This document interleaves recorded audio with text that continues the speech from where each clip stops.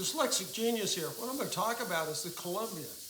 The other casting on the 4-spring motor was shot.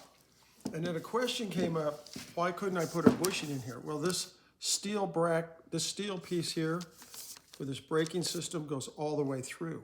And when you run the spindle shaft through there all the time and it's not running on cast iron, it causes it to wear. So now what you do, pardon me, is we have 2 motors.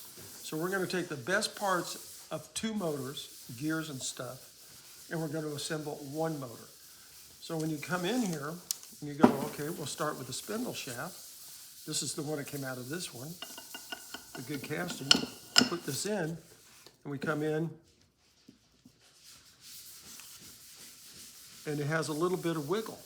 So what we do is, the other motor that had the bad casting, we'll try that spindle shaft, and we'll come in,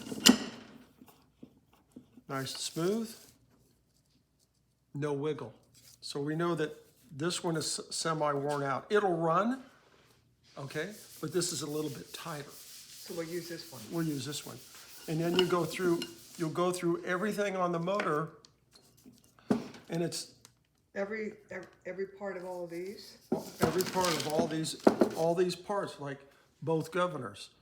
This governor is off the motor casting I'm using, and this is the one I rebuilt. This one runs smoother than this one. Now you get into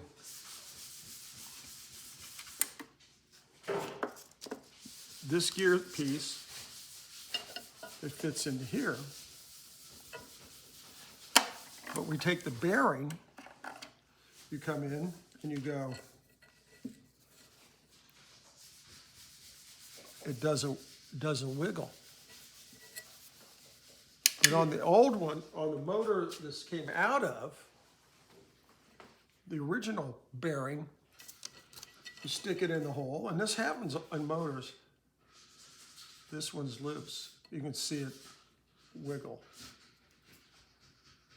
This is loose. So what that means, when you tighten this down onto the bearings, this gear is going to kind of go like this or go like this. They run, but we're just getting the best part for 1 motor. And we'll have to go through every little detail.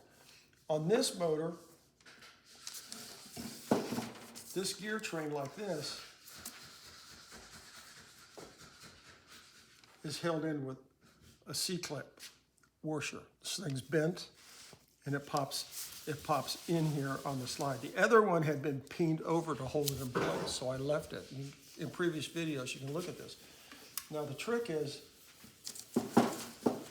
we can put this in, and we're going to put STP in here, because nobody's going to come back here and ever oil this little gear again. And the trick of doing these, this fits in here like this. The trick of lubing this is that when you put a drop of oil here, if you use sewing machine oil, I'm going to use STP, when you push it in, it all goes away.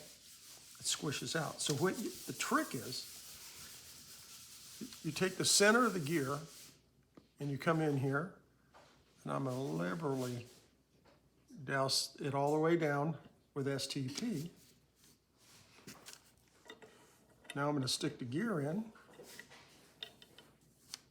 and then I'm going to wipe up the excess, and you're going to go, oh yeah, that's nice and smooth. And then you just put the 2 C-clips in and start to assemble the motor. But what we're really doing is we're kind of like race car blueprinting the thing to make it run better. You know, we have tighter bearings now, we'll have better gear in here, we'll use this gear, we won't use that gear. So it's going to be 50-50, build 1 motor. This happens sometimes when motors die, and that's my tip for the day.